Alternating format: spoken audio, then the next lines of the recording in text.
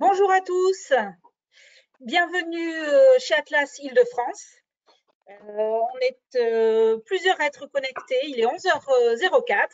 On a 1 heure devant nous pour aborder un sujet d'actualité et un sujet qui nous intéresse et qui intéresse vous, entreprises adhérentes à Atlas. Je suis Agnès Domenech, je suis déléguée régionale d'Atlas en Île-de-France. Aujourd'hui, je serai accompagnée pour parler de ce sujet, de cette mesure d'État qui est portée par les OPCO et notamment par Atlas, de plusieurs personnes. Le temps de faire un petit tour d'écran, on va dire, puisque vous nous voyez, bien que nous ne vous voyions pas. On aurait bien aimé, mais les mesures sanitaires qui se renforcent d'ailleurs, j'imagine, ce soir ne vont pas nous permettre de nous rencontrer collectivement. On est plus de 150 connectés aujourd'hui, donc on a sûrement certains autres participants qui vont nous rejoindre. Donc aujourd'hui, je serai accompagnée de Célia. Bonjour Célia. Bonjour, bonjour à tous, bonjour Agnès, bonjour l'équipe. Donc, Célia Pinson, je suis chargée mission mutation économique à la Directe Île-de-France et je viens vous présenter le FNE 2021. On va appeler ça comme ça. Merci beaucoup Célia et merci d'avoir pris le temps d'être avec nous. C'est vrai que c'est un sujet qui intéresse les entreprises. On est souvent sollicité au quotidien et merci pour l'objectif, l'état d'esprit que vous allez nous rappeler.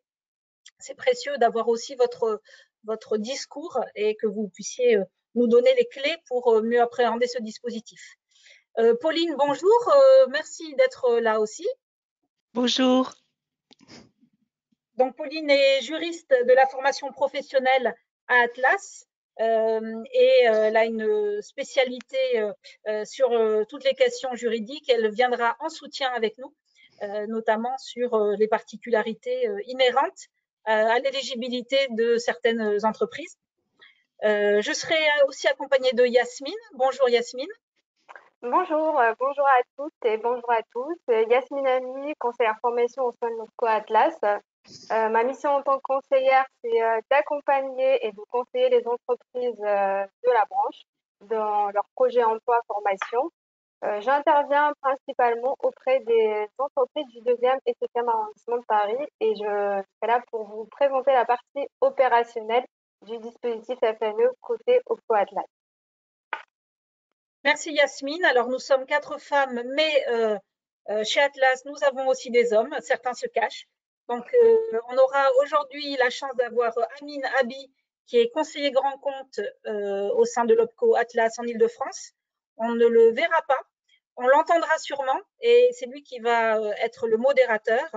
Vous allez trouver dans le panneau de configuration, alors si je suis bien ce que m'a expliqué Yasmine, sur le bouton orange, vous pouvez, sur le côté droit, afficher le panneau de configuration. Et une fois affiché le panneau de configuration, vous avez une rubrique questions.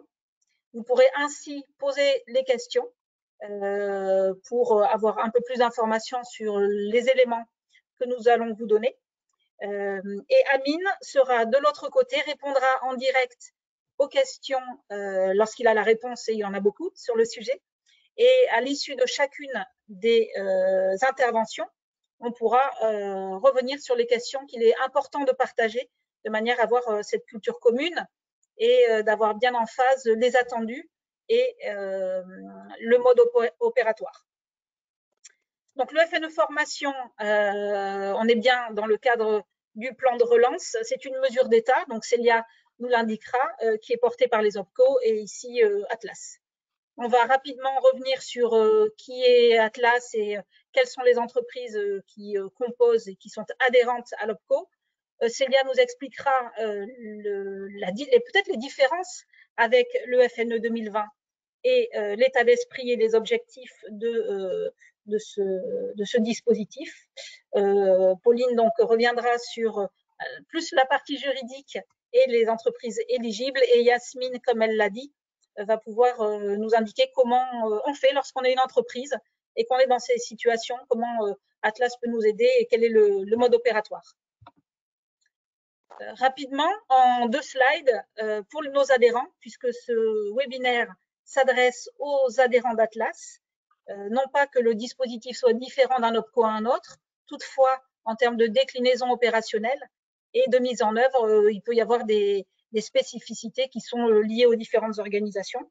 Les 40 000 entreprises qui composent Atlas Île-de-France et qui y sont adhérentes pourront être accompagnées de la manière dont on va voir. Donc, cette filière économique de 15 branches regroupe des activités dans le secteur de l'assurance, de la banque, du conseil, l'expertise comptable et commissaire aux comptes, le secteur de l'ingénierie et le secteur numérique. Ça, c'était pour un rappel de l'environnement. La mission de l'OPCO, c'est de vous accompagner sur les questions emploi-formation.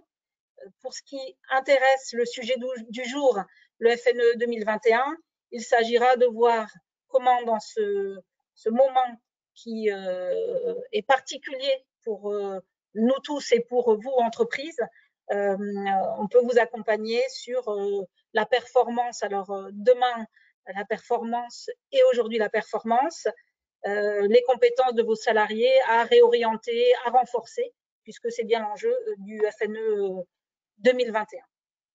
Le ralentissement de l'activité, il est réel au niveau national, tout secteur d'activité confondu, plus ou moins fort dans les secteurs d'activité et les branches professionnelles adhérentes à Atlas. Certaines ont aussi eu l'agilité et la possibilité de modifier leur stratégie d'entreprise et aller sur les secteurs d'activité sur lesquels on a plus de possibilités d'évolution. Toutefois, la visibilité reste réduite et la nécessité reste entière de pouvoir identifier les compétences, les repositionner ou les réorienter. C'est la raison pour laquelle les conseillers de l'OPCO Atlas sont mobilisés auprès des entreprises pour y parvenir. Voilà, en quelques mots, un état des lieux de l'environnement dans lequel nous sommes. Célia, donc la Direct Île-de-France. Je vous laisse la parole. Je passerai les diapositives au fur et à mesure de votre intervention pour revenir sur ce FNE 2021 et votre rôle central dans ce dispositif. Oui, donc rebonjour à tous, si certains nous ont rejoints depuis le démarrage. Donc peut-être justement en amont, et ça fait écho avec ce qu'Agnès vient d'expliquer dans le rôle d'Atlas, notamment dans le cadre du contexte. Donc la Direct Île-de-France, elle est un peu à la croisée, et notamment depuis 2020, depuis la crise sanitaire, elle est vraiment aux côtés des entreprises sur les aspects, on déploie et les aspects financiers via notamment l'activité partielle qui vous sera décrite après, sur les aspects aussi économiques via les aides fonds de solidarité, les exonérations, mais également aussi on a pu renforcer ou créer en fonction des dispositifs en vue de vous accompagner dans la gestion RH et organisationnelle durant la crise sanitaire, donc pour surmonter la crise et la dépasser. Donc à ce titre-là, pour information, on a une cartographie. Donc Agnès et son équipe, je crois, vous enverront un lien, une cartographie où on a voulu essayer autour de six thématiques principales que vous pouvez vous poser, 6 problématiques que vous avez identifiées, que vous puissiez voir un peu, simplifier, rendre visible l'ensemble de nos dispositifs. Le FNE qu'on vous présente aujourd'hui est un dispositif complémentaire. Voilà, il s'inscrit dans un cadre plus large. Donc, la première thématique, c'est « Je souhaite recruter ». Si vous avez un besoin de recrutement, vous pouvez avoir 2 appuis. Un appui par la prestation conseil en RH, qui est également déployée par votre OPCO Atlas, si vous voulez être accompagné dans vos recrutements. Et aussi, si vous avez besoin d'une aide financière, vous avez en un seul clic sur les aides à l'embauche, vous aurez une vue sur les 8 aides de l'État actuellement qui ont été créées ou renforcées. 4 dans le cadre du plan Un jeune, une solution qui est repris dans le plan de relance et 4 sur l'aide des embauches travailleurs handicapés. Il y a aussi la thématique améliorer le dialogue social. Donc là, vous voyez qu'il y a 2 dispositifs mobilisables, PCRH, donc prestation conseil en RH, ou l'objectif reprise, spécifiquement créé en lien avec la crise. Une troisième thématique, c'est structurer la gestion des ressources humaines. La cinquième, c'est réorganiser le travail dans mon entreprise, dans la quatrième, pardon.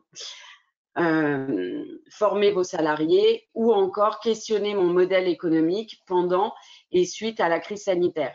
Donc là, voilà, ça s'inscrit au même titre que le FNE a été adapté en fait spécifiquement à la crise, la prestation conseil en RH également, puisqu'il y a des thématiques, une instruction depuis le 4 juin 2020 qui adapte à vos questionnements, vos problématiques qui sont liées à la crise sanitaire qu'on rencontre tous. Donc voilà. Donc maintenant, je vous propose donc l'objet du jour. On va faire un focus sur le FNE qui a été mis en place par l'instruction du 27 janvier 2021 et donc de ce fait qui abroge le FNE 2020, on va dire que vous avez pu mobiliser. Donc c'était l'instruction du 9 novembre 2020. Le dispositif présenté ici est mis en place à compter du 1er janvier 2021. Des évolutions importantes sont à prendre en compte, notamment sur le volet financier de l'aide, mais également sur le contenu même de la formation financée dans ce cadre.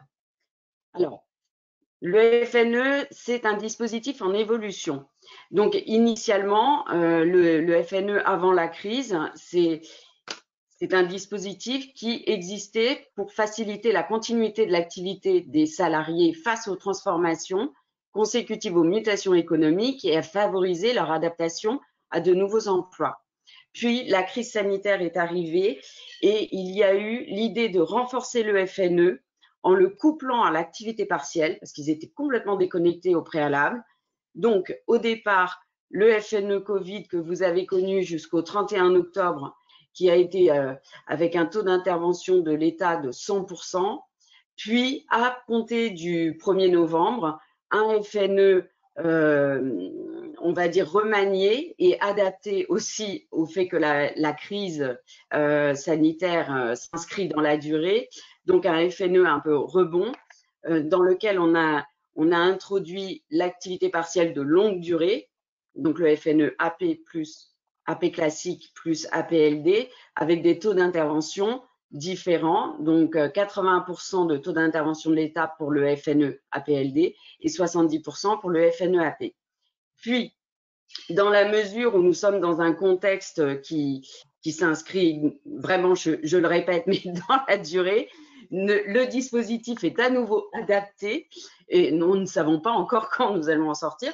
Le dispositif a de nouveau été adapté pour mettre en place notamment là des parcours de formation dans la durée, c'est-à-dire des parcours un peu plus qualitatifs et en vue de vous appuyer et d'appuyer vos salariés qui puissent bénéficier de formations, notamment pour renforcer et leur employabilité et leur évolution en interne. Donc, nous allons aborder les points sur le FNE. Tout d'abord, qui peut mobiliser le FNE? Qui est éligible? Le FNE est éligible pour toutes les entreprises, quel que soit leur secteur, impacté par la crise sanitaire. Donc, soit pour les entreprises comme au préalable, comme au FNE 2020, qui ont placé tout ou partie de leurs salariés en activité partielle de droit commun ou en activité partielle de longue durée. À noter sur l'éligibilité des salariés que les salariés en contrat de professionnalisation et contrat d'apprentissage ne sont pas positionnables sur du FNE. Pour les contrats courts, oui, les CDD et les contrats aidés, PEC, emploi franc, mais eux, en revanche, voilà, il faut que leur formation corresponde à la durée de leur contrat. Et sont également éligibles, et ça c'est une nouveauté du FNE 2020, les entreprises qui sont considérées en difficulté au sens de l'article 1233-3 du Code du travail.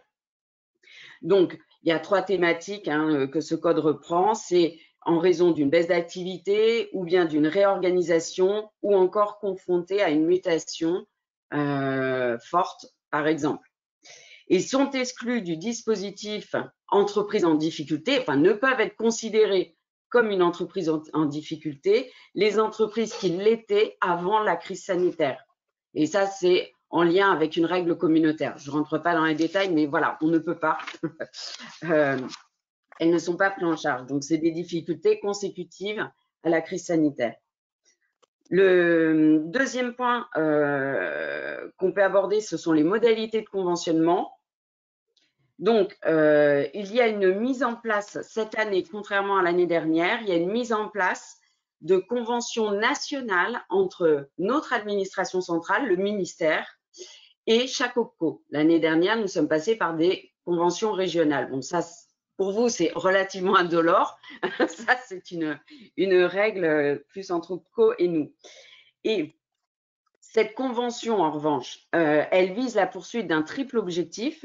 C'est financer et mettre en œuvre des actions visant à accompagner les entreprises dans la sécurisation des parcours professionnels de leurs salariés, anticiper et accompagner les mutations économiques ou organisationnelles afin de contribuer à la relance et à la transformation de l'économie post-Covid-19, et enfin, simplifier les démarches administratives pour les entreprises à travers l'offre de services des OPCO, ingénierie et prise en charge des parcours de formation type.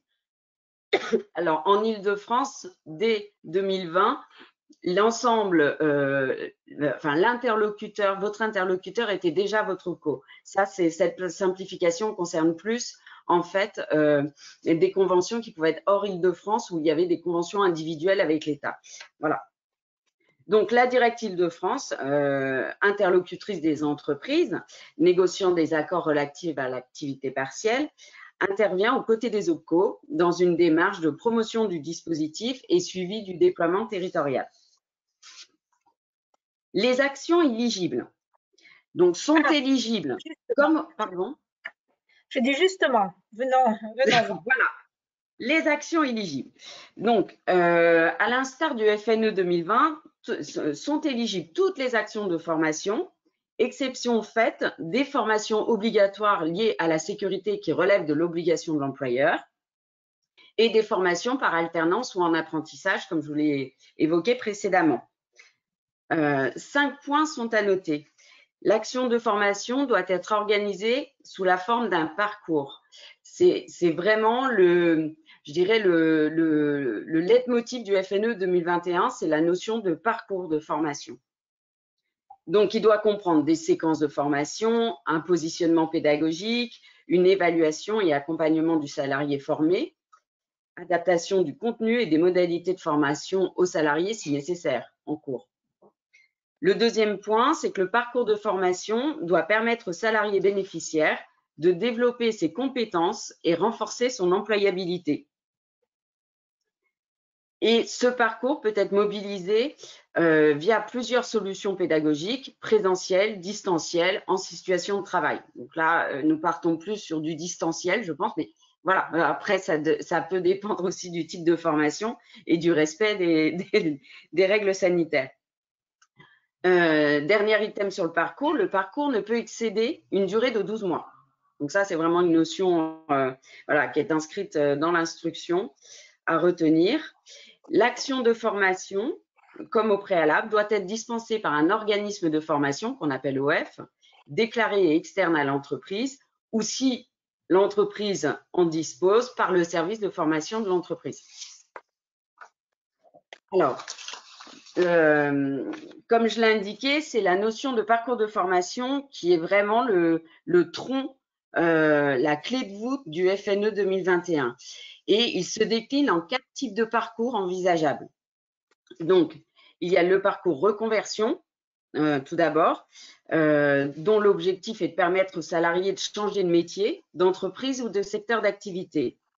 Alors, à noter, très important, que le changement de métier au sein de l'entreprise sera pris en charge au titre du FNE formation.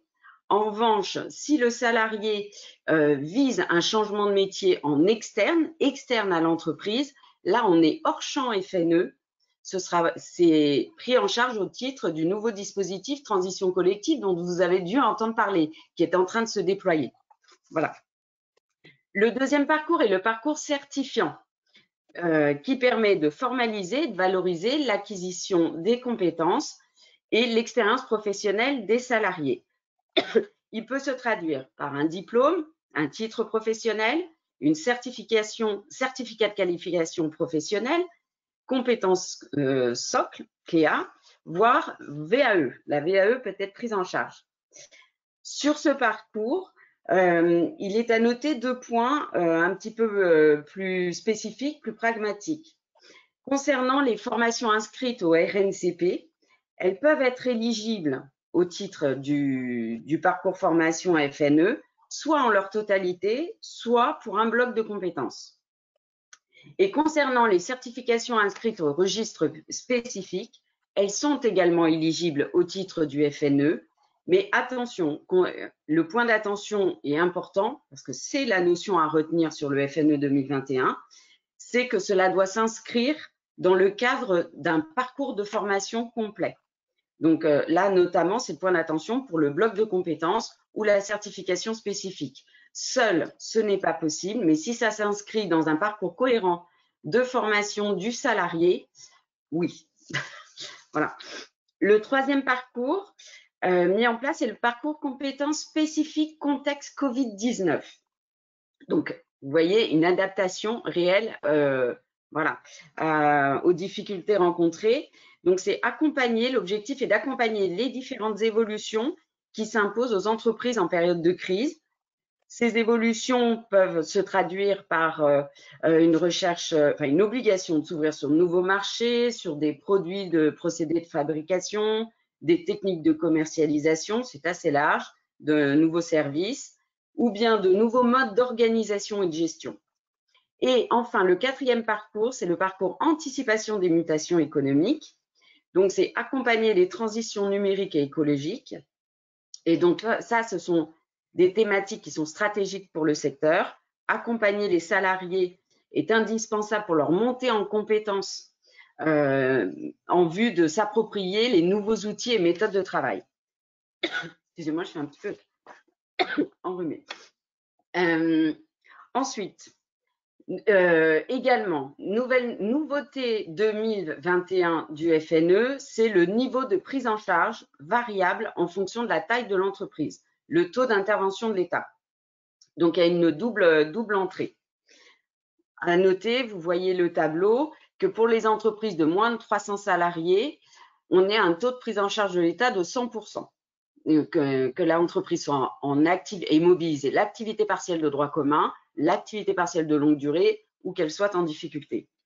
Pour les entreprises de 300 à 1000 salariés, là, on est sur les taux concernant l'activité partielle droit commun et APLD du FNE 2020, 70% pour l'activité partielle classique et 80% pour l'activité partielle de longue durée, 70% de taux d'intervention pour les entreprises en difficulté. Et pour les plus de 1000 salariés, donc comme pour celle de 300 à 1000 pour l'activité partielle de droit commun et de longue durée, en revanche, pour les entreprises en difficulté, 40% d'intervention. À noter que pour les entreprises en difficulté de moins de 50 salariés, il peut y avoir une possibilité de prise en charge de la rémunération des stagiaires dans le cadre du plan de développement des compétences de moins de 50 salariés. Donc ça, il faut se rapprocher d'Atlas, de votre conseiller formation, de locaux. Il y a également une possibilité de prise en charge d'une partie des frais annexes, hébergement, restauration, transport, de manière forfaitaire sur demande de l'entreprise auprès de l'OPCO, dans la limite de 2 € hors taxe par heure de formation en présentiel. Tout autre cofinancement public est exclu. Et si la formation a lieu en interne de l'entreprise, les coûts éligibles correspondent au salaire des formateurs. Donc ça, c'est comme au préalable, comme pour le FNE 2020. Enfin, je peux vous proposer un dernier point sur les conditions de mobilisation du dispositif, qui prend un récapitulatif très pragmatique. En tant qu'entreprise, vous identifiez les besoins en formation. Une fois que c'est identifié, vous envoyez votre demande écrite à votre OPCO. C'est votre interlocuteur, c'est votre conseiller formation. L'OPCO qui pourra instruire le dossier, c'est lui qui est en charge du financement, du suivi des actions de formation et qui va réaliser un contrôle de service fait sur la base de la facture de l'organisme de formation, du relevé des dépenses en cas de formation interne et du certificat de réalisation établi par le dispensateur de l'action de formation. Donc là, je pense qu'on est sur les mêmes conditions que l'année dernière. Les conditions à remplir en tant qu'employeur. Côté éligibilité, obtenir, comme en 2020, l'autorisation de mise en activité partielle classique ou APLD, répondre aux critères de l'article 1233.3 si vous êtes dans le cadre d'une entreprise en difficulté, recueillir l'accord écrit du salarié pour le suivi de formation exclusivement pour lorsqu'il s'agit d'entreprises en activité partielle ou APLD, pas en difficulté. Ça, c'est voilà. Et s'engager à maintenir dans l'emploi les salariés formés pendant une durée au moins égale à la durée de formation. Ça, c'est un critère valable pour l'ensemble des 3 éligibilités au dispositif, l'activité partielle ou en difficulté. Eh bien, Agnès, je pense que j'ai fini. Alors, merci Célia. En effet, c'était important que vous reveniez sur l'état d'esprit et cette notion de parcours. On l'a bien noté, hein, P1, P2, P3, P4. Oui. Ce ne sont pas les parkings longue durée, mais bien les parcours de formation, puisque c'est dans cette projection que l'entreprise doit aussi indiquer comment elle souhaite accompagner son activité et les collaborateurs au développement de leurs compétences. On va peut-être demander à Amine, qui est donc le modérateur aujourd'hui, s'il y a un certain nombre de questions pour lesquelles Célia aurait des réponses à nous apporter. Amine, est-ce que tu nous entends? On a eu une question sur le fait que le parcours de formation devait être constitué d'une seule formation. Est-ce qu'il est possible que ce soit une seule formation? Je pense que là, je dirais qu'il faut être dans l'esprit en fait du FNE 2020 pour voir si cette formation unique en fait permet aux salariés soit par exemple de monter en compétences au sein de son entreprise, voilà, qu'elle aboutisse dans, il faut la prendre dans l'économie globale du FNE, qui est l'ensemble des autres conditions en fait du FNE 2021, où on est vraiment dans du développement de compétences, soit pour adapter l'entreprise qui est en train de s'adapter à la crise en fait sanitaire, en réorganisant, etc. Voilà, je pense que, mais éventuellement on peut la relever. Moi, je peux la relever. Je pense que ça va être une condition de durée. Si c'est une formation de 13 heures en anglais, je prends je crains que cela ne soit suffisant. Mais je peux la faire remonter. Pas de souci. Merci Célia. On a bien compris hein, l'idée du parcours, un ou plusieurs modules, dès lors qu'on est dans l'état d'esprit d'un parcours. D'autres questions, Amine? Attendez, parce que là, il y a une petite avalanche. Je regarde s'il y a des choses. Diantre. Alors, je n'aurai peut-être pas toutes les réponses, je m'en excuse au préalable, mais on peut tout à fait agréger et je les transmettrai à mon administration centrale. Un des participants nous demande, nous interroge sur une durée plancher qui serait exigée par un classe de 30 heures de formation sur le FNE. Alors, c'est pour Agnès peut-être. Oui, alors on a bien noté, Célia l'a rappelé, qu'il n'y avait pas de question de durée. Comme ça a été rappelé dans l'instruction, on n'impose pas de durée. La notion de parcours permet de s'interroger, Yasmine nous le dira peut-être tout à l'heure, qu'est-ce qu'un parcours, comment l'entreprise se projette, c'est s'interroger, mon collaborateur il part d'un point A pour aller à un point B.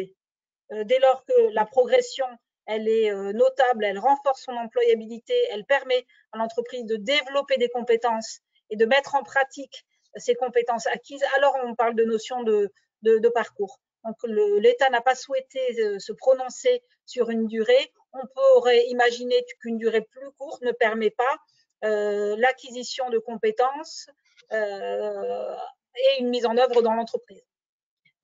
Mais Yasmine nous expliquera de quelle manière les conseillers de l'OPCO et de l'OPCO Atlas en particulier sont en proximité pour aider les entreprises à identifier et à orienter les interlocuteurs responsables formation sur cette notion de parcours. Une autre question, Amine, si elles ne viennent pas de manière, si l'avalanche est trop forte. Plusieurs questions d'un coup sur la mixité des publics, donc peut-être revenir sur ce point pour expliquer qu'effectivement les salariés qui sont maintenus en activité complète peuvent bénéficier du FNE formation. Alors oui, concernant la mixité des publics, effectivement, pour les entreprises en plus qui ont connu le FNE 2020, vous savez qu'il y avait eu 2 temps en 2020. Sur la première partie, le FNE d'avril, je dirais mis en place d'avril au mois d'octobre, la mixité des publics était acceptée. Mixité s'entend, je place une partie de mes salariés en activité partielle et j'en ai une autre qui est en activité temps plein, qui n'est pas au chômage partiel, mais je peux faire bénéficier d'actions de formation au titre du FNE l'ensemble de mes salariés, aussi bien des salariés qui sont en activité partielle dans mon entreprise que ceux qui ne le sont pas. Entre du 1er novembre au 31 décembre 2020, la mixité des publics a été supprimée et donc seuls les salariés placés en activité partielle pouvaient bénéficier de formation au titre du FNE. Maintenant, à partir du 1er janvier 2021, au titre du FNE 2020, la notion de mixité a été réintroduite, donc à nouveau assouplie. Donc là, je peux faire formation au titre du FNE des salariés d'ailleurs qui n'ont pu très bien ne pas être placés en activité partielle depuis le début de la crise, que des salariés en activité partielle. D'accord, on ressent bien là, on voit bien l'état d'esprit du FNE et de parcours qui impacte les collaborateurs en activité partielle, mais aussi l'investissement et l'orientation que l'entreprise va donner à ses salariés, même s'ils ne sont pas en activité partielle. Donc, oui, juste pour permettre, en fait, et puis ça répond aussi, ça refait écho un petit peu avec une seule formation ou quoi. Pour rebondir sur ce que vient de dire Agnès, en effet, ça démontre en fait que le FNE 2021 répond aussi et aux enjeux internes de l'entreprise, parce qu'elle peut être en mutation actuellement. Vous pouvez être en réorganisation, rechercher de nouveaux marchés. Donc, ça permet de sécuriser les emplois et donc de développer les compétences des salariés. Donc, les salariés qui ne sont pas en activité partielle peuvent aussi entrer dans le cadre de parcours de reconversion interne, parce que voilà, ou certifiant, ou surtout de développement des compétences pour répondre voilà, aux nouvelles adaptations de l'entreprise ou les mutations économiques. Donc, voilà, ça permet aussi aux salariés qui ne sont pas placés en activité partielle de pouvoir répondre aux nouveaux enjeux, notamment sur le parcours P3, P4, les enjeux de l'entreprise, voilà, pour l'amener vers une sécurisation des emplois à moyen terme. Alors, on a également une question sur les aides publiques et le plafond d'1,8 million d'euros à ne pas dépasser. Savoir qu'est-ce qui rentre ou pas dans ce plafond. Alors, Amine, tu as peut-être la réponse, toi, de ton côté. Oui, parce que celle-là, effectivement, elle est assez… c'est une très bonne question. La réponse, ça va être partielle de notre côté. C'est déjà de savoir que les… Justement, je pense que l'idée est de savoir si c'est hors AP ou avec AP. Je suppose, si les indemnités activité partielle sont comprises dedans. Donc, il n'y a pas que ça, mais entre autres, effectivement, les indemnités d'activité partielle perçues par les entreprises ne rentrent pas dans le plafond des aides publiques, ainsi que les financements FNE qu'aurait obtenu l'entreprise en 2020 non plus, pour les formations ne rentrent pas. Après, malheureusement, pour le reste, on ne sait pas. Enfin, moi, je ne sais pas en tout cas. Alors, celle-ci, je veux bien la noter et répondre, parce que vraiment, je ne veux pas dire de sottises aujourd'hui et qu'on prenne pour argent comptant, parce qu'en revanche, effectivement, il me semble que là, rentrent dans l'assiette toutes les aides économiques. Mais voilà, les aides économiques qui ont été mises en place en lien avec la crise. Mais je veux bien, Amine, qu'on note cette question et on reviendra rapidement. D'accord. Mais c'est vrai que sur les deux points qui intéressent les entreprises essentiellement, à savoir est-ce que le FNE 2020 et le soutien dans ce cadre-là compte, la réponse est non. Là, la DGFP s'est en effet bien prononcée sur le sujet. Et est-ce que les indemnités au titre de l'activité partielle rentrent? La réponse est aussi non. La DGFP s'est bien exprimée dessus. Peut-être que Pauline aura, elle, un complément à nous apporter sur le sujet. De toute façon, Célia, effectivement, on pourra adresser des réponses précises et creuser le sujet s'il y avait d'autres choses à imaginer en réponse à cette question. Je pense que ça mérite une réponse complète, en fait, sur l'ensemble des aides publiques. Donc, c'est pour ça, je pense qu'il y a le volet économique que je veux sécuriser. Ok. Voilà. Très bien. Est-ce que, Amine, on te propose peut-être de conserver les questions qui continueraient à arriver si elles sont spécifiques pour la suite, de manière à pouvoir interroger Pauline. Donc, merci Pauline Chrisman, qui est notre juriste, qui est une de nos juristes formation professionnelle au sein d'Atlas, d'être là pour intervenir et peut-être nous donner des clés ou des spécificités. Pour un certain nombre d'entreprises, les conseillers sont souvent sollicités sur ces questions, notamment les entreprises en difficulté. Donc, Célia a donné un cadre, mais est-ce que tu peux peut-être, Pauline, nous indiquer ce dont on parle quand on parle d'activité partielle, activité partielle de longue durée et entreprise en difficulté? Alors, Célia, on a déjà un petit peu parlé, en effet, sur les entreprises éligibles au FNE. Ce sont les entreprises en activité partielle, les entreprises en activité partielle de longue durée et les entreprises en difficulté. Donc, l'entreprise en activité partielle, c'est celle qui cesse de verser un salaire à ses salariés. Elle cesse son activité. Alors, temporairement, elle peut cesser son activité de façon réduite. Donc, elle réduit juste son horaire de travail, ou bien elle cesse son activité de façon totale pendant 3 semaines, par exemple 4 semaines, elle va arrêter son activité. Donc, c'est plus un salaire qu'on verse aux salariés, c'est une indemnité de chômage d'activité partielle de 70% du salaire brut. Et ensuite, à partir du 1er avril, de 60% du salaire brut. Alors, pour cette date, ça va peut-être bouger. Ça, c'est les éléments qu'on a aujourd'hui, mais tout laisse à penser que ce ne sera pas au 1er avril et que ça va encore être décalé. Donc, le salarié reçoit une indemnité d'activité partielle et l'employeur, de son côté, reçoit une allocation d'activité partielle égale à 60% jusqu'au 31 mars et 36% à partir du 1er avril. Là encore, les dates vont peut-être bouger. Donc, alors là, je vous ai mis uniquement le cas général, mais il faut savoir qu'il existe d'autres pourcentages dans les entreprises qu'on appelle les secteurs protégés de type 1 et 2 et les entreprises de type dans des zones géographiques recevant du public, où là, on a encore d'autres pourcentages. N'hésitez pas à revenir vers moi sur les pourcentages si vous avez des questions. Alors ensuite, l'activité partielle de longue durée, comme son nom l'indique, elle vise une longue durée, au moins 6 mois, de 6 mois à 24 mois, étalée sur 36 mois. Et puis là, pour le coup, il faut un accord collectif. Donc, l'entreprise doit conclure un accord collectif ou alors se rattacher à un accord de branche et faire un document unilatéral pour se rattacher à l'accord qui existe dans sa branche. Et évidemment, il y a des engagements en matière de maintien dans l'emploi et de formation. C'est un dispositif qui est beaucoup plus lourd que l'activité partielle.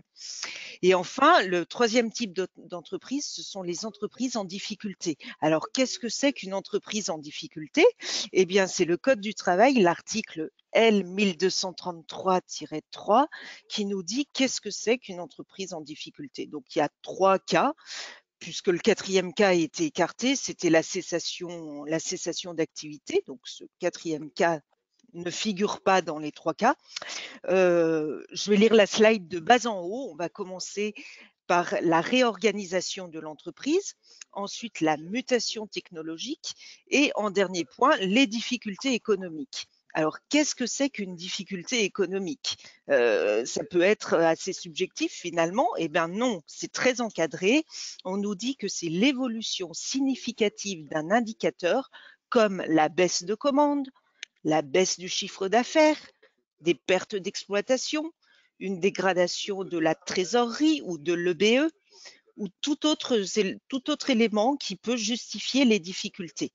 Alors, dans la slide suivante, on nous donne un peu plus d'infos sur qu'est-ce que c'est qu'une baisse d'un chiffre d'affaires, baisse de commandes. C'est quand même, là encore, ça pourrait être subjectif. Donc non, c'est très encadré.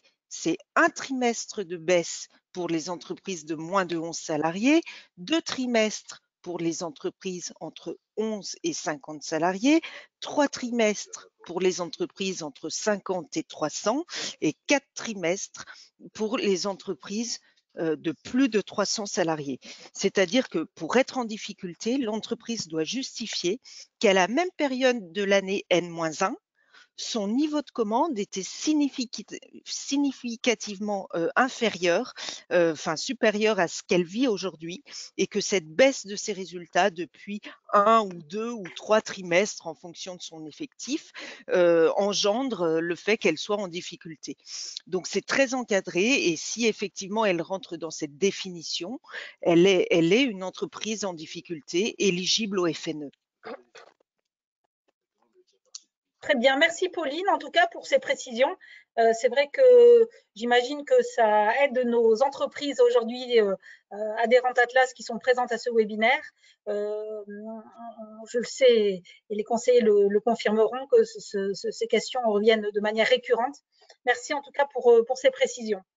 Est-ce que Amine, sur la question de l'intervention de Pauline relative aux entreprises en AP, APLD, entreprises en difficulté. Est-ce que nous avons des questions ou est-ce que nous poursuivons pour reprendre? Non, on a répondu au questionnement qu'il y avait eu. D'accord. Donc, merci Pauline. Tu vois, pas de questions puisque tu as été suffisamment explicite dans tes propos. Merci Amine. Donc, comment on fait maintenant lorsqu'on est une entreprise, qu'on est dans ces cas-là, qu'on a eu la possibilité de prendre un pas de côté, soit parce qu'on a bénéficié d'un diagnostic aussi RH dont nous parlait Célia au démarrage, et les conseillers sont aussi là pour vous accompagner à prendre ce pas de côté et avoir cette vision et s'interroger sur peut-être des questions stratégiques. Certains ont la possibilité, ont ce temps-là quand d'autres sont un peu plus dans l'œil du cyclone, on va dire.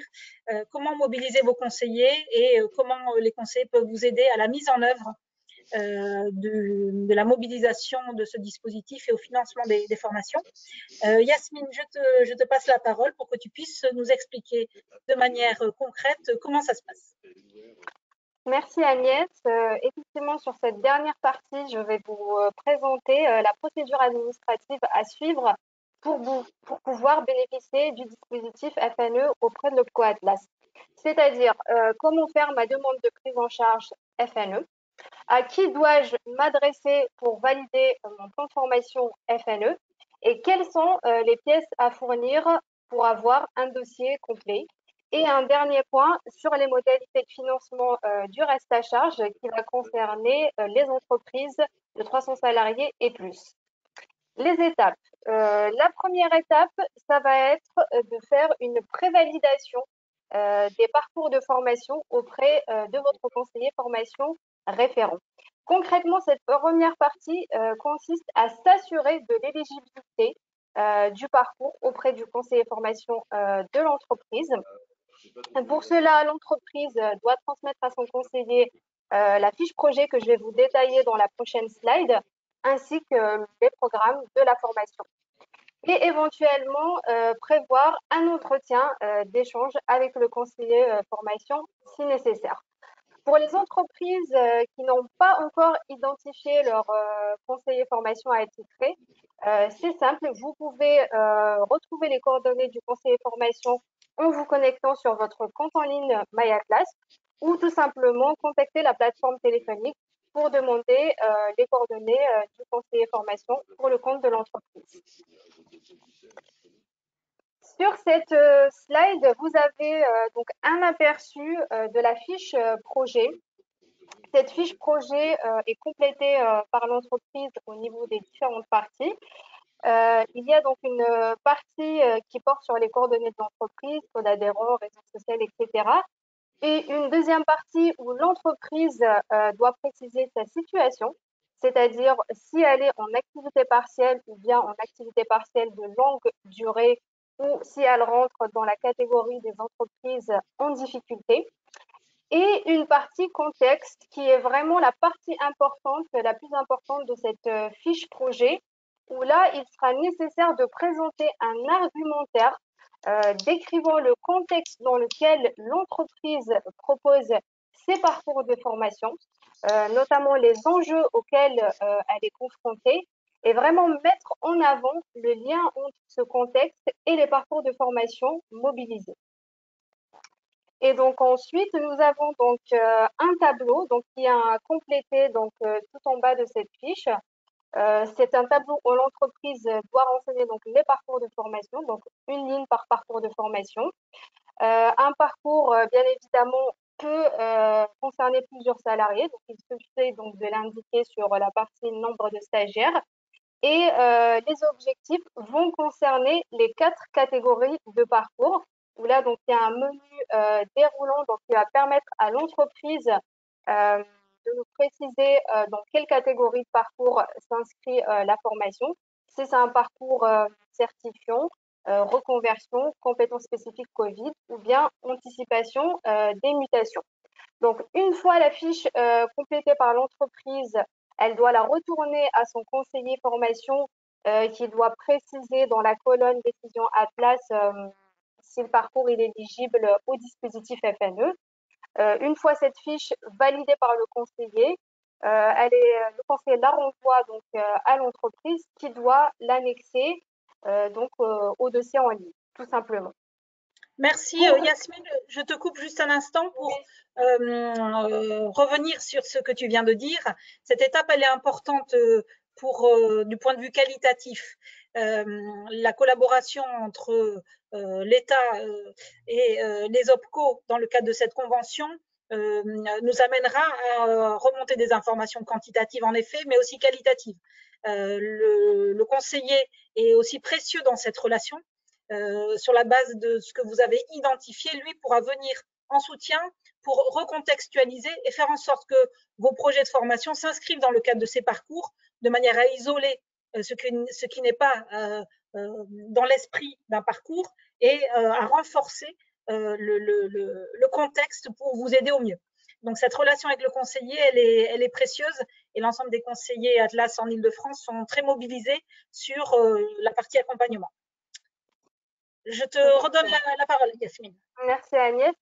Effectivement, pour résumer cette première partie, vraiment 2 points importants. C'est que l'éligibilité en fait du parcours de formation doit s'étudier de manière fine avec le conseiller de formation en amont. Donc, n'hésitez pas effectivement donc, à prendre contact avec vos conseillers de formation et à changer avec eux par rapport à ces parcours. Et deuxième point, c'est qu'au niveau de la fiche projet, il faut vraiment décrire en fait le contexte de l'entreprise par rapport à cette crise sanitaire Covid et ressortir en fait le lien entre ce contexte et les parcours de formation qui sont mobilisés. La deuxième étape, ça va être donc le dépôt du dossier, donc la transmission du dossier. La demande de prise en charge est à déposer en ligne depuis le compte MyAtlas. Pour les entreprises qui n'ont pas encore créé leur compte en ligne, on vous a remis le petit lien sur la présentation qui vous redirige vers la page et qui vous permet de créer votre compte en ligne à partir de votre code adhérent Atlas. Une fois que l'entreprise elle est connectée sur son compte en ligne, elle doit sélectionner le dispositif plan, c'est-à-dire remplir la demande de prise en charge au titre du plan de formation. Et pour identifier ces dossiers FNE des autres dossiers classiques formation, un tag FNE est à rajouter donc à l'intitulé de la formation. Quelles sont les pièces à joindre au dossier? Donc, toute la liste de ces pièces qu'on vous a listées dans cette présentation sont à rattacher directement sur votre compte en ligne MyAtlas. Donc, la première pièce, c'est la demande de subvention simplifiée par l'État. La proposition commerciale de l'organisme de formation, cette dernière, bien évidemment, doit contenir certaines informations importantes, notamment l'intitulé de l'action de formation, l'objectif, le contenu, la durée et la période de réalisation et les modalités de déroulement, c'est-à-dire si c'est une formation qui se déroule en FOAD, en présentiel, en mix, en situation AFEST et le prix de la formation. Nous avons également donc la fiche projet validée par le conseiller formation qui doit être rattachée au dossier. Et pour les entreprises en activité partielle, donc la copie de la décision de la DIAC de mise en place de l'activité partielle ou titre d'homologation donc pour les entreprises en activité partielle de longue durée. Et pour les entreprises en difficulté, ça va être l'attestation sur l'honneur qui doit être rattachée au dossier en ligne. Si la formation se fait en présentiel, vous avez la possibilité également de faire une demande de prise en charge pour les frais annexes. Et pour la formation interne, le bulletin de salaire du formateur est à rattacher au dossier en ligne. Comment l'entreprise retrouve toutes ces informations? Sachez que sur le site institutionnel de l'OPCO Atlas, à la rubrique FNE, vous pouvez retrouver toutes ces modalités de financement et toutes ces modalités de financement que je viens de détailler. Les pièces également, vous pourrez les télécharger donc sur cette rubrique FNE. Et vous avez également la possibilité de consulter le question-réponse de la DGFP qui est également téléchargeable sur le lien qu'on vous a mis dans cette présentation. La dernière slide va concerner le financement du reste à charge, bien évidemment, pour les entreprises de 300 salariés et plus, parce que les autres tranches d'entreprise, on est sur un financement à 100%. Comme l'a souligné la DIRECT, donc tous les financements publics sont exclus, plan, FSE, fonds région, donc seuls les fonds privés peuvent compléter le financement d'une demande FNE. À noter que pour les entreprises de 300 salariés et plus qui appliquent l'accord APLD de la branche peuvent bénéficier d'un financement à hauteur de 20% du reliquat au titre des fonds conventionnels, mais ça c'est vraiment propre à la branche bureau d'études. Au niveau des coûts horaires, en soi, il n'y a pas de plafond pratiqué par l'OPCO, mais toutes les demandes de prise en charge seront examinées par rapport au prix moyen du marché. Donc, l'OPCO, il a également un rôle de veille et de respect des coûts par rapport au prix moyen marché. Et concernant donc les frais annexes, vous avez donc la possibilité de faire donc la demande de prise en charge. C'est un forfait unique de 2 € par heure de formation sur demande de l'entreprise, uniquement pour les formations présentielles. L'entreprise doit tout simplement télécharger la demande de prise en charge des frais annexes, la compléter et la rattacher à son dossier en ligne. La subrogation de paiement est mise de manière automatique. Donc, il y a un paiement direct de l'OPCO auprès de l'organisme de formation. Ce dernier pourra nous facturer à l'issue de la formation et sa facture, bien évidemment, doit être accompagnée du certificat de réalisation. Pour conclure sur cette dernière partie, moi j'aimerais revenir vraiment sur 2 points importants à retenir. La notion de parcours qui a été soulignée donc, par Célia de la DIRECT, qui est une notion donc, très importante. Les actions de formation doivent vraiment être organisées sous forme de parcours structuré c'est-à-dire avec un positionnement donc pédagogique en amont donc du salarié, avec un objectif visé, donc des séquences de formation, une évaluation et un accompagnement personnalisé du salarié. Donc ça, c'est vraiment le premier point et la notion de parcours qui est très importante. La deuxième notion, ça va être le développement des compétences. La notion de développement de compétences et de renforcement de l'employabilité des salariés, c'est-à-dire qu'on est plutôt sur des compétences transférables inscrites dans la durée qui vont avoir une valeur ajoutée sur le marché du travail pour votre salarié. Ce qui est exclu, c'est vraiment tout ce qui est lié à l'adaptation au poste de travail du salarié. Voilà par rapport à cette partie. Je vous remercie pour votre attention. Annie, je ne sais pas s'il y a des questions par rapport à cette partie opérationnelle. Alors, merci Yasmine. Tu as fait la conclusion, les 2 points importants. Tu as remis en effet en lumière l'état d'esprit et l'objectif de ce FNE que Célia nous avait dressé au démarrage. Je te remercie pour ça. Amine, on est dans les temps. Il est midi pile. On va prendre peut-être quelques questions si elles sont arrivées sur la partie déploiement, mais aussi peut-être sur la partie fond de l'intervention de l'état d'esprit du FNE. On a beaucoup de questions sur les coûts de formation, sur le coût moyen du marché. Donc, peut-être parler du baromètre qui est disponible pour les adhérents. Alors, effectivement, comme je l'ai précisé, il n'y a pas de coût horaire. Donc, on n'a pas un coût qui est plafonné, un coût horaire plafonné, donc pratiqué par l'OPCO. Mais on s'assure qu'il y ait une cohérence par rapport au prix moyen du marché. Donc, on a un baromètre des prix sur lequel on s'appuie et qui est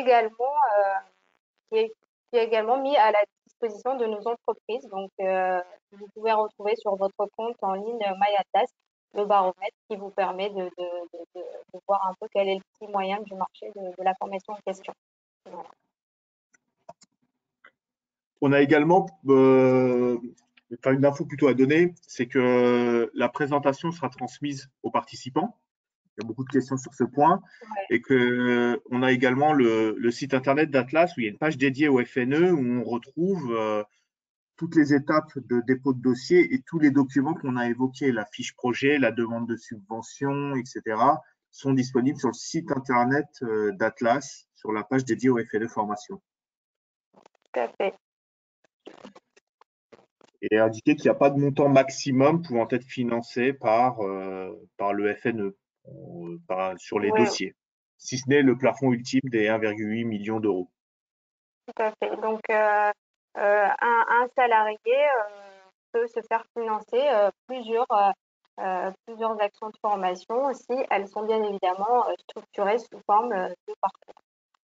Voilà, je voulais juste rajouter sur ce sujet-là qu'en effet, le conventionnement de ce dispositif est en cours, que les entreprises travaillent à la projection de leur activité et des compétences de leurs salariés qui donnent lieu à la définition de ces parcours en lien avec le soutien des conseillers, qu'on imagine que les demandes, elles vont aller par vagues, c'est-à-dire aujourd'hui, comment je projette mon activité et les compétences à développer de mes salariés au regard du contexte et de la réorientation ou la réorganisation qui est impliquée par cette crise sanitaire, et comment je me projette peut-être sur le trimestre ou le semestre, de manière à pouvoir envisager pour un certain nombre de collaborateurs ces parcours-là. Plus que one shot, une demande, un jour pour le lendemain. C'est vraiment cette idée du pas de côté et de prendre un petit peu de hauteur qui va permettre de juger et de se projeter sur des parcours sur la base, on va dire, du trimestre et du semestre. Et en tout cas, c'est plutôt dans on l'a constaté, dans cet état d'esprit qu'on accompagne les entreprises sur l'ensemble de l'année. On imagine, Célia, sûrement que ce dispositif connaîtra des modifications telles que celui de 2020 en a connu. Donc, les informations à ce jour sont celles qu'on vous a livrées, mais effectivement, en fonction de l'évolution de la crise sanitaire et de l'impact que ça a sur notamment les activités et notre territoire. On imagine qu'on aura sûrement des modifications qui interviendront. Si Amine, on n'a pas d'autres questions à partager en collectif, mais qui peuvent faire l'objet soit d'une réponse directe, soit d'une réponse qui sera transmise après le webinaire, on peut arrêter puisqu'on est dans le temps qui nous était imparti. On a souhaité être concis mais pratique. Je voulais remercier les conseillers formation Île-de-France qui sont tous les jours en proximité des entreprises et comme Yasmine l'a dit, ils vont vous aider à définir les parcours de formation. Merci Célia d'être venue.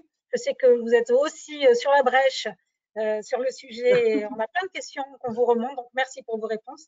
Pauline, merci de nous avoir apporté ces précisions. Amine, merci pour le modérateur et pour avoir répondu, j'imagine, en direct à un certain nombre de questions. Je vous souhaite une bonne fin de journée. Portez-vous bien, prenez soin de vous et on verra avec les annonces de ce soir comment on va pouvoir continuer à être à vos côtés en soutien des entreprises dans ce contexte qui est particulier. Je vous remercie. Au revoir. Merci. Merci à tous. Au revoir.